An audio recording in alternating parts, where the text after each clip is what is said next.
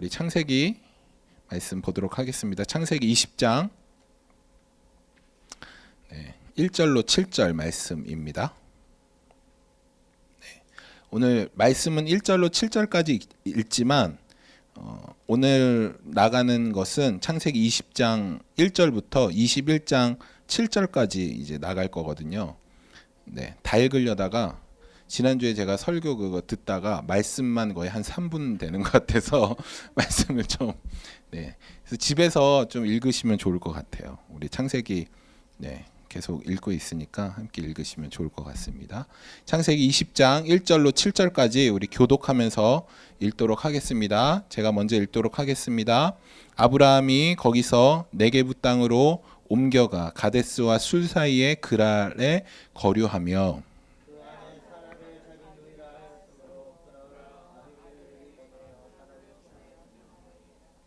그 밤에 하나님이 아비멜렉에게 현몽하시고 그에게 이르시되 내가 데려간 이 여인으로 말미암아 내가 죽으리니 그 남편이 있는 여자임이니라.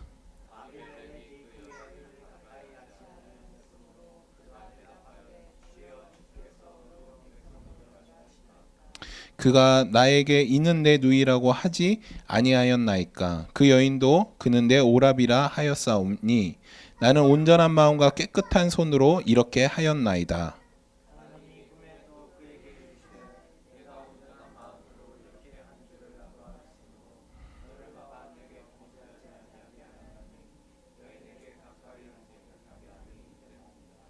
이제 그 사람의 아내를 돌려보내라. 그는 선지자라. 그가 너를 위하여 기도하리니 내가 살려니와 내가 돌려보내지 아니하면 너와 내게 속한 자가 다 반드시 죽을 줄 알지니라. 아멘. 아멘.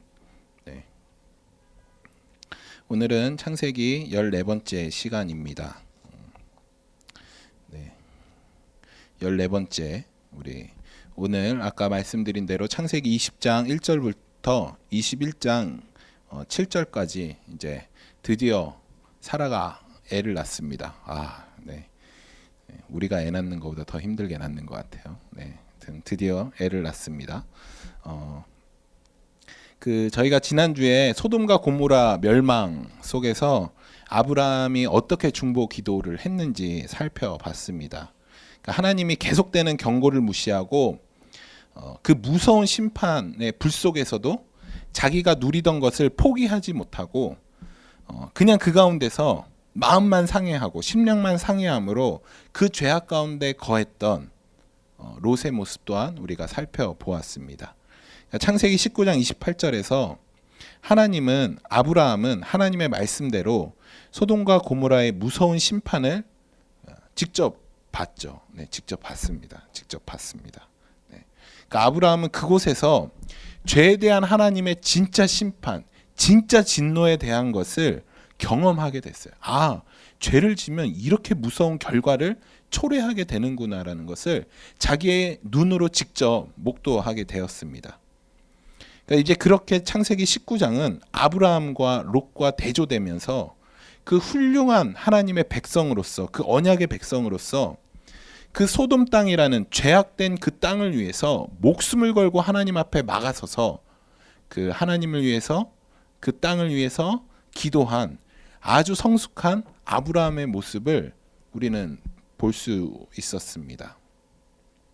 근데 저도 이게 진짜 이렇게 얘기하는 게 너무 지겨운데 그런데 오늘 20장은 또 이상해요. 아브라함이 뭐 잘못 먹은 것 같아요. 아브라함은 그렇게 19장에서 멋있게 다른 알지도 못하는 사람들을 위해서 목숨을 걸고 모세처럼 예수님처럼 그렇게 기도했던 그 아브라함이 지금은 또 실수를 해요. 이 실수는 반복된 실수예요. 실수가 반복되면 그거는 이제 실수라고 볼 수 없죠. 근데 또 다시 실수를 해요. 이 반복되는 실수. 이 연약한 아브라함의 모습을 오늘 창세기 20장에서 보여주고 있습니다. 소돔과 고모라의 멸망을 통해서 하나님의 말씀을 쫓지 않고 사는 백성들이 어떤 결과를 초래하는지 직접 아브라함이 봤음에도 불구하고 또다시 실수를 해요. 더구나 내년에는 이제 드디어 사라가 애를 낳거든요. 내년에. 근데 그러니까 지금 사라 뱃속에는 이삭이 있는 거예요. 이삭이 있는데 사라 뱃속에 이삭이 있는데 이삭을 자신의 아이 정말 그 언약의 백성인 그 하나님의 백성 그 언약의 백성 그렇게 귀한 자녀가 그 뱃속에 아브라함은 저는 알았다라고 생각해요. 이 당시에 뭐 임신 테스트는 없었지만 분명히 하나님이 약속했잖아요. 이맘때 네가 자녀를 낳을 것이다. 하나님이 말씀을 하셨어요.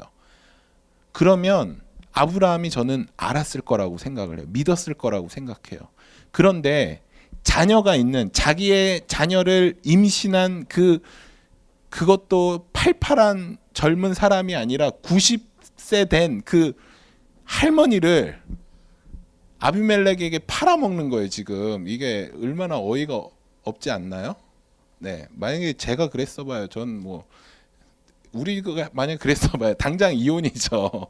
네, 살아남을 수가 없어요. 그런데 야 지금 이 아브라함은 바로 25년 전에 바로에게 자기 아내를 팔았던 것처럼 똑같이 자기의 아내를 팔고 있어요. 아비멜렉에게. 이 아비멜렉은 사람 이름이 아니에요. 그러니까 애굽 왕을 우리는 바로라고 통칭해서 부르고 이 그랄 왕이라는 왕을 그랄 땅의 왕을 우리는 아비멜렉이라고 통칭해서 부르거든요. 그러니까 그 전부 통칭한 왕을 우리는 이제 아비멜렉이라고 하는데 이 아비멜렉에게 아내를 파는 이 아브라함의 모습은 그러니까 사라를 통해서 내가 자손을 주겠다. 19장에서 약속하신 내년 이맘때 너가 아이를 낳을 것이다라는 이 하나님의 언약, 약속을 그냥 무시하는 것이에요. 그냥 아내를 그냥 자기 목숨을 위해서 그런 언약이고 뭐고 다 필요 없다. 나 혼자 살면 된다. 그냥 이런 생각만 하는 것이 지금 아브라함의 모습인 것입니다. 자신의 안정과 안일만을 챙기는 어떻게 보면 저는 이르지는 않을 것 같은데 저보다 못한 소인배 모습을 지금 보여주고 있어요. 네. 왜 성경은 이랬다 저랬다 이렇게 실수만 반복하는 이 아브라함의 모습을 우리한테 왜 계속 보여주고 있을까요? 네. 이유가 있겠죠. 그러니까 창세기 17장에서 아브라함은 모든 식솔들에게 할례라는 것을 행합니다. 제가 할례가 뭐라고 얘기했죠? 할례는 내가 죽는 것이라고 말씀드렸습니다. 그러니까 이 할례를 행하는 의미는 하나님께서 창세기 15장에 언약한 대로 인간의 노력과 열심이 아닌 오직 하나님의 열심과 능력으로 이 구원을 이루겠다라는 하나님의 다짐을 아브라함에게 다시 한번 일깨워 준 일행이었던 것입니다.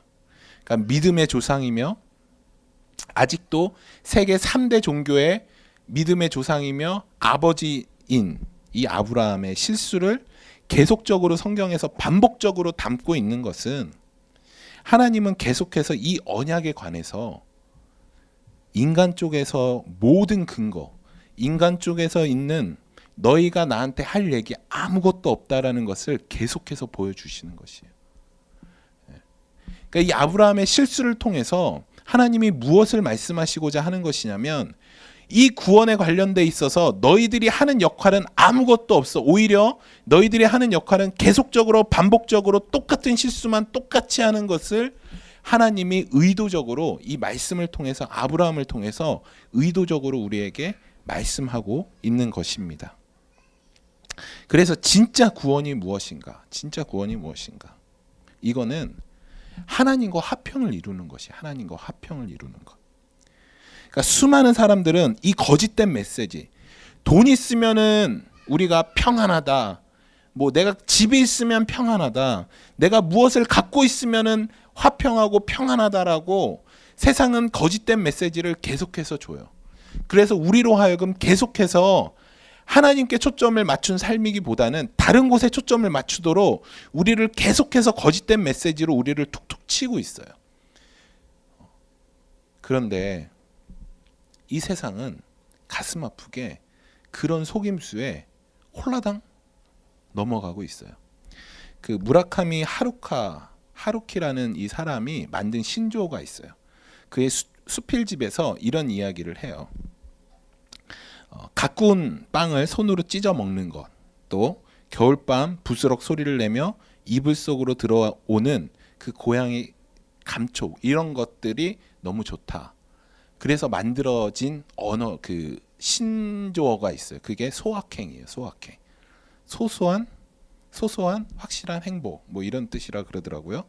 그러니까 큰 거, 막 어디서 큰 걸 찾는 것이 아니라 이 작은 행복, 가꾸운 빵을 손으로 찢어 먹는 건 저 같은 경우는 추운 겨울날 문을 열어놓고 따뜻한 이불 속에 옷을 벗고 들어가 있는 거. 그리고 얼굴은 춥고 안은 따뜻하고, 이런 거 되게 좋아하거든요. 그리고 맛있게 끓인 라면 딱 하나, 뭐 이런 거 이런 거 좋아하는데, 이런 소확행이라는 신조어를 만들어냈어요. 그리고 요즘에 이 소확행과 더불어 함께 또 뜨는 것이 욜로. 네. 한 번 딱 내가 돈 벌면 그냥 나를 위해서 기쁘게 내가 지금 하고 싶은 것, 내가 좋아하는 것에 집중하면서 사는 욜로족. 그래서 소확행, 욜로, 이런 것들이 되게 많이 곽강받고 뜨고 있죠. 그런데 이렇게 수많은 사람들이 큰 행복을 찾지 못하니까 얼마나 가슴 아파요. 조그만 것에서 행복을 찾으려고 하는 거예요. 왜냐하면 큰 거는 손에 닿을 수 없으니까 어떻게든 행복을 찾아야 돼 하면서 작은 것이라도 그 안에서 만족을 누리고 기뻐하려고 작은 것을 찾고 다니는 그 사람들을 보면서 저는 가슴이 아프더라고요. 그런데 아무리 찾아도 찾을 수 없어요. 찾을 수 없어요.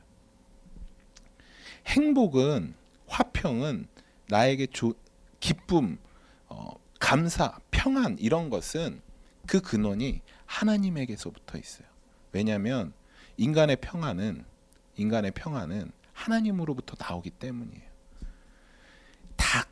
자꾸 다른 것에서 찾고, 그 당시는 잠깐 즐거울 수 있고 그 당시는 잠깐 행복할 수 있지만 그것은 영원히 이어지지 않습니다. 우리가 하나님과 더불어 화평할 때, 즉 예수 그리스도로 말미암아 우리는 진짜 화평을, 진짜 기쁨을, 진짜 평안을 누릴 수 있어요. 그래서 우리 예수님이 이 세상에 오셔서 우리에게 주신 말씀, 나는 너희들에게 세상이 주는 평안을 주는 것이 아니라 내가 주는 평안이 진짜 평안이다 라고 말씀하시는 것이에요. 그리고 예수님이 오셔서 부활하셔서 제자들에게 가장 먼저 하신 말씀이 샬롬, 평안할지어다. 세상 어떤 누구도 그 평안을 외칠 수 없어요. 오직 한 분, 우리 예수 그리스도로 말미암아 여러분들이 평안을 누리고 화평을 누리는 줄 믿습니다. 이제 다음 장 21장에서는 이삭이 태어나요. 약속의 후손인 이삭이 이렇게 실수하는, 되게 아이러니하지 않나요? 저는 창세기 19장 멋있게 아브라함이 소돔을 향해서 기도하고 멋있게 그렇게 마무리한 다음에 이삭을 낳았더라 하면 너무 멋있을 것 같아요. 그런데 20장이 껴있는 거예요. 20장.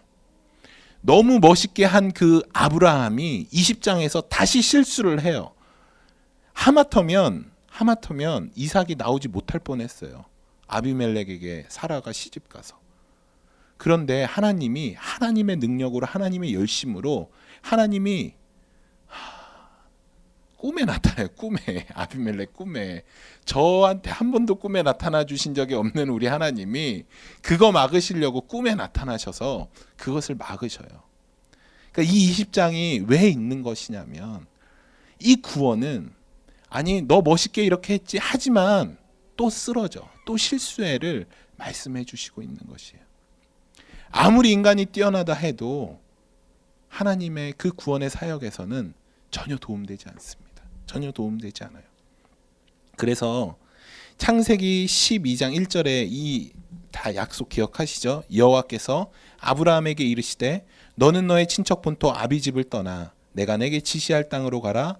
내가 너로 큰 민족을 이루고 내게 복을 주어 내 이름을 창대케 하리니 너는 복의 근원이 될지라. 너를 축복하는 자에게는 내가 복을 내리고 너를 저주하는 자에게는 내가 저주하리니 땅의 모든 족속이 너를 인하여 복을 얻을 것이니라. 아브라함이 아비멜렉을 위해서 기도를 해줘요. 이렇게 연약하고 실수를 한 아브라함이 아비멜렉을 위해 기도를 해줍니다. 오늘 본문 내용만 보면 아브라함은 어떤 사람인가요? 진짜 창피하죠. 90세인 아내를 업고 다녀도 모자를 파네. 자기 목숨을 위해 90세인 아내를, 그것도 아이를 가진 그 자신의 아내를 팔아넘긴 그런 사람이에요. 그리고 그랄 왕이 자기에게 소, 양, 염소, 노비를 주니까 그걸 덥석 받아와요. 저 같으면 어이구 목숨 살려줬으니까 괜찮습니다. 사양했을 텐데 이걸 또 덥석 받아와요. 그러니까 이렇게 연약한 이 아브라함이 아비멜렉을 위해서 축복 기도를 해요. 그리고 하나님이 그 기도를 사용하셔요. 그러니까 이렇게 형편없는 아브라함을 통해서 하나님이 창세기 12장 1절에 약속하신 그것을 이루시는 거예요. 이루시는 거. 보잘것없고 가진 것 없고 하찮은 그 아브라함의 그 기도. 하지만 하나님께서 창세기 12장에서 약속하신 그것을 하나님의 열심과 하나님의 능력으로 그것을 이루시는 것입니다. 내가 축복하는 자를 내가 축복할 것이고 네가 저주하는 자를 내가 저주할 것이다. 하나님이 그것을 이루고 계시는 것이에요. 그래서 기도가 진짜 중요합니다, 여러분. 기도가 정말 중요해요. 우리가 거룩해서 여러분, 그래서 저는 여러분들이 꼭 와 저분 능력 많을 것 같아, 기도 한번 받아봐야지, 와 저분 뭔가 신령해 보여, 기도 한번 받아봐야지 하면서 아무데나 머리 막 디밀지 않으셨으면 좋겠어요. 여러분, 그렇게 해서 기도의 능력이 나타나는 것이 아니에요. 기도의 능력은 하나님께서 이루시는 것이에요.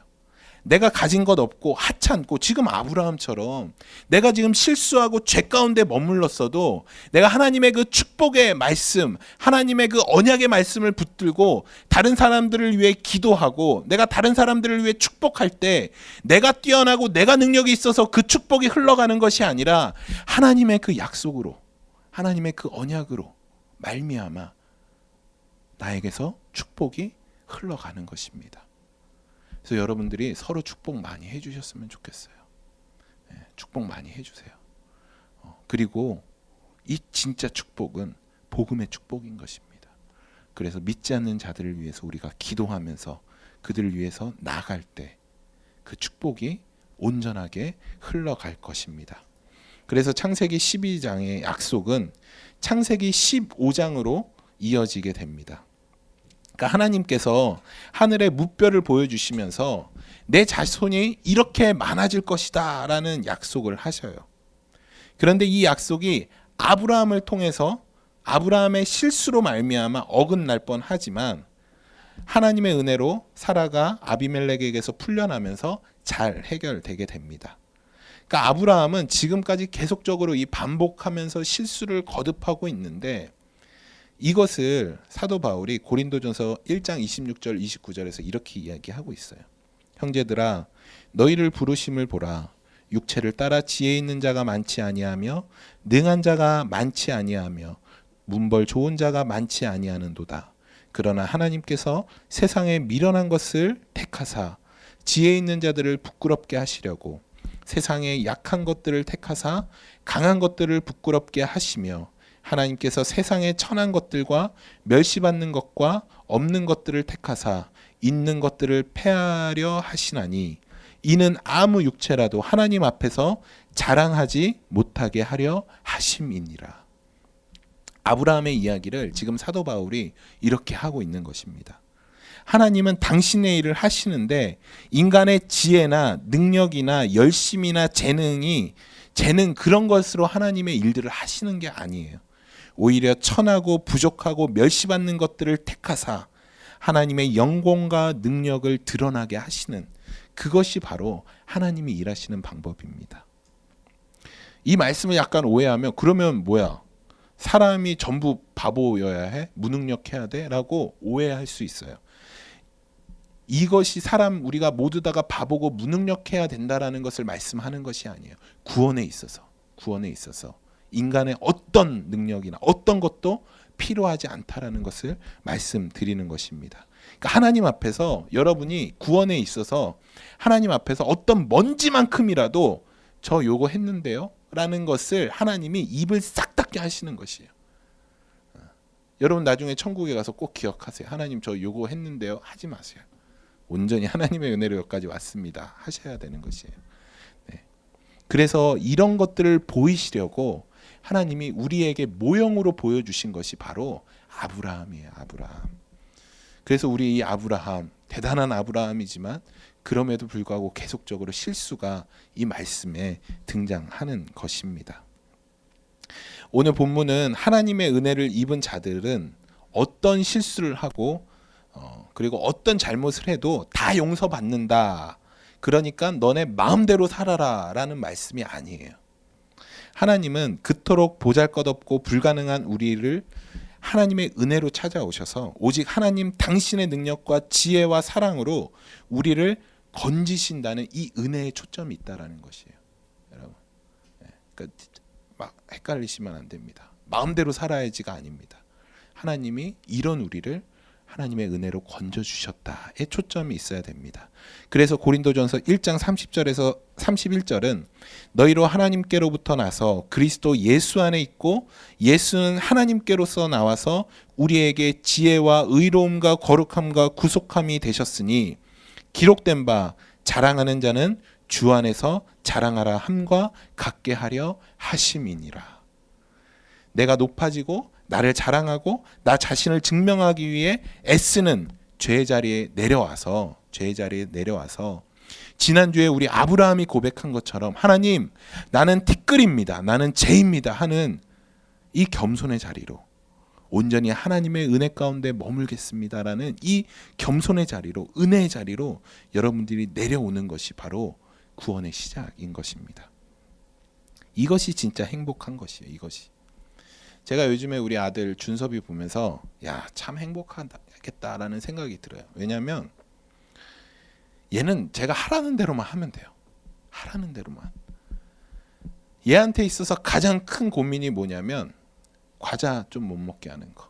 자기가 TV 보고 싶은데 TV 좀 못 보게 하는 거. 이런 게 고민이에요. 그냥 제 말대로만 하면 먹고 입혀주고 재워주고 씻겨주고 야 진짜 행복하겠다. 그리고 얘가 마음껏 놀 수 있는 울타리를 제공하고 얼마나 행복한가요. 제 준섭이를 보면서 야 나도 준섭이 같았으면 좋겠다. 전적으로 하나님을 신뢰하고 하나님이 세워놓으신 그 울타리 안에서 나의 주장을 내세우고 나의 어떤 것들을 내세워서 사는 것이 아니라 온전히 하나님께 나의 모든 것들을 내려놓고 하나님이 쳐놓은 울타리 안에서 마음껏 하나님 품 안에서 뛰어놀았으면 좋겠다라는 생각들이 많이 들어요. 그게 진짜 평안이고 그게 진짜 화평이고 그게 진짜 기쁨이라는 생각이 듭니다. 이것이 진짜 하나님께 순종하는 모습인 것 같아요.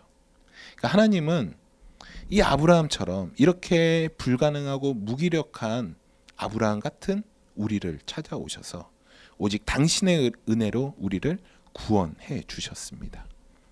그러니까 이러한 하나님의 놀라운 은혜를 깨달을 때 우리 안에서 우리의 자랑이 없어지게 되는 것이에요.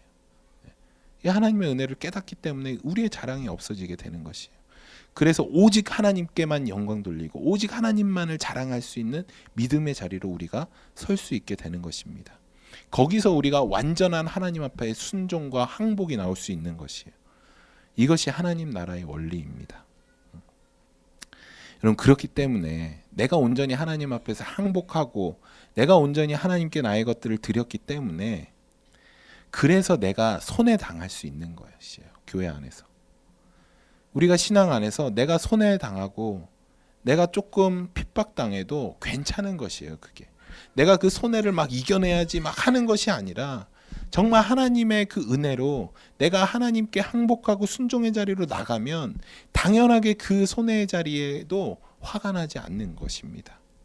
왜냐하면 지금까지 내가 우상이고 내가 전부였는데 이제는 그것을 하나님 앞에 내려놓고 내 안에 하나님이 계시기 때문에 손해의 자리가 아무렇지도 않은 것이에요.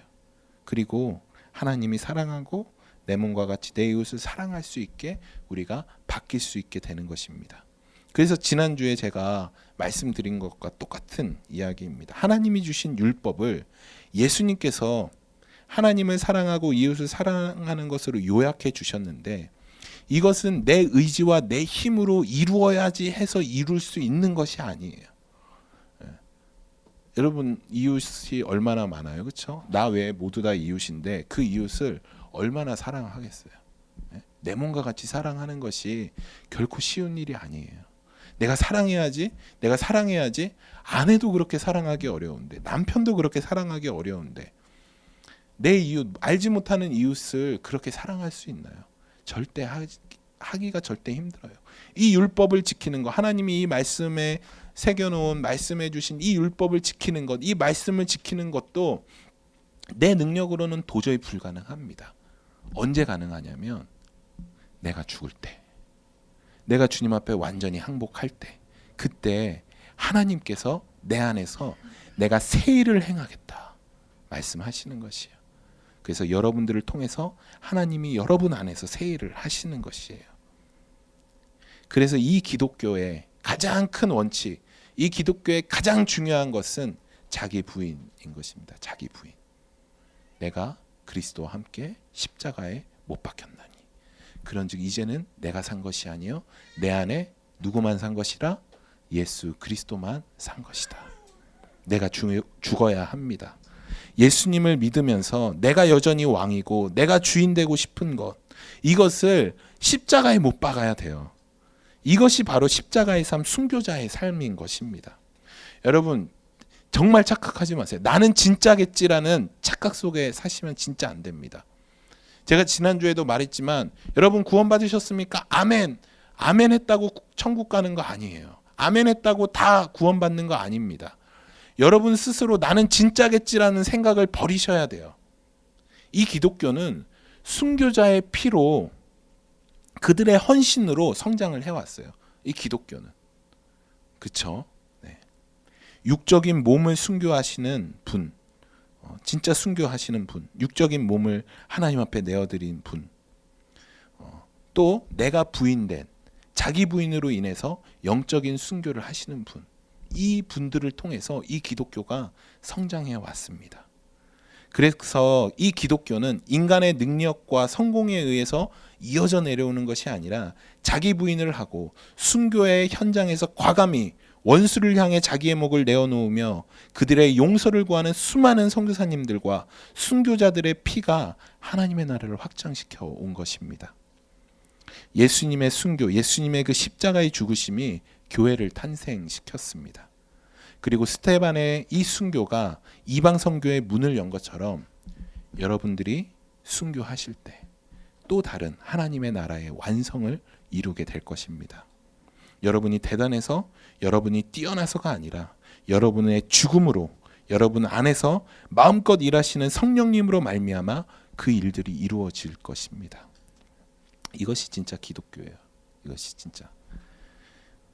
말씀을 마치겠습니다. 오늘 본문을 보면 잘못은 아브라함이 했어요. 그렇죠? 잘못은 아브라함이 했어요. 그런데 하나님이 아비멜렉을 혼내켜요. 잘못은 아브라함이 했는데 하나님이 혼내키는 건 아비멜렉이에요. 그리고 실수하고 잘못한 아브라함이 기도해야만 아비멜렉 네가 살 것이야다라고 하나님이 말씀하세요. 어떻게 보면 되게 불공평한 것 같아요. 제가 사람들을 이렇게 예수님 믿지 않는 사람들에게 가장 많이 듣는 질문이에요. 아니 예수님 믿는 사람은 도덕적으로도 굉장히 잘못된 사람들도 많고 한데 예수님 안 믿는다고 도덕적으로 도덕적으로 굉장히 이렇게 완벽한 사람이 지옥 간다라는 것은 말도 안 되지 않냐라고 저에게 많은 사람들이 질문을 해요. 그런데 진짜 말도 안 되는 것이죠, 그게. 그런데 하나님은 그렇게 하세요. 지금 아브라함이랑 똑같이 잘못은 아브라함이 했는데 하나님이 아비멜렉을 혼나고 계세요. 그리고 오히려 아브라함의 기도를 통해서 네가 살 수 있을 것이야 라고 하나님이 말씀하고 있는 것입니다. 오히려 성경을 보면 아브라함보다 아비멜렉이 굉장히 훌륭한 사람이에요. 오히려 아브라함을 야단치면서 내가 어찌 나한테 이런 일을 행하고 있냐, 나를 왜 죄에 빠지게 하느냐라고 오히려 아브라함을 책망하고 있어요. 이게 무엇인가 보면 아브라함은 이미 죄를 저질렀음에도 불구하고 하나님이 그 죄를 덮어주셔요. 하나님이 아브라함 편에 서서 계신 거예요. 여러분 이것이 은혜예요. 이것이 은혜. 여러분들이 잘못해도 하나님이 그 잘못을 덮어주셔요. 그리고 우리보다 더 어찌 보면 나을 것 같은 세상 사람들을 향해서 얘들아, 저들의 기도가 필요해. 너희들 교회가 기도하지 않으면 너희들은 망해 라고 말씀하세요. 여전히 실수 많고 여전히 잘못한 우리 교회들을 향해서 하나님이 여전히 우리들의 죄를 덮어주시면서 저 세상을 향해서 우리 교회가 기도하기를 원하고 계신 것입니다. 이것이 바로 은혜이며 이것이 바로 예수님을 믿는 우리의 특권인 것이에요. 여러분, 그래서 어딜 가서 도덕적으로 이야기 물론 해야죠. 우리가 그리스도인으로서 세상이 만들어 놓은 법을 잘 지켜야죠. 그래도 혹시 여러분들 실수하시고 혹시 그것으로 여러분들이 떳떳하지 못한다 할지라도 이 하나님의 은혜 가운데 여러분들이 머무시면 좋을 것 같아요. 그리고 당당히 세상을 위해서 기도해 주세요. 여러분들의 기도를 주님이 사용하셔서, 우리 하나님이 사용하셔서 이 세상을 죄의 자리에서 끄집어 주실 것이에요. 그래서 여러분들 분명히 기억하셔야 되는 것은 이 하나님의 은혜가 우리가 잘못했음에도 불구하고 여전히 덮어주시는 이 하나님의 깊음, 사랑과 이 은혜가 동방연합군의 뒤를 두려움 없이 쫓아가 또 그들을 쳐부수고 롯과 전리품을 뺏어오는 그런 두려움 없는 신앙을 만드는 것이에요. 그리고 소돔을 멸하러 가시는 하나님을 막아서서 중보 기도를 올리는 중보자로 이것을 만드시는 것입니다. 이 은혜가 진짜 여러분 가득 차기를 소망합니다. 여러분, 이 은혜로 말미암아 우리가 진짜 하나님 나라의 백성이 되는 것입니다. 그래서 이것을 말하려고 계속해서 아브라함의 이 민낯을 말씀 하나님이 우리에게 보여주시는 것이에요. 이런 아브라함임에도 이런 우리의 연약한 모습임에도 여전히 하나님은 그 사단의 참수 앞에 우리를 계속해서 변호하시고 우리를 계속해서 우리 편으로 하나님이 우리를 잡아주시고 덮어주시고 용납해 주신다라는 것을 여러분이 기억하시기를 소망합니다. 여러분, 더 이상 그렇기에 어떤 것도 두려워하지 않으시기를 소망합니다. 하나님이 우리 편이셔요. 우리는 연약하지만 하나님이 우리 편이셔요.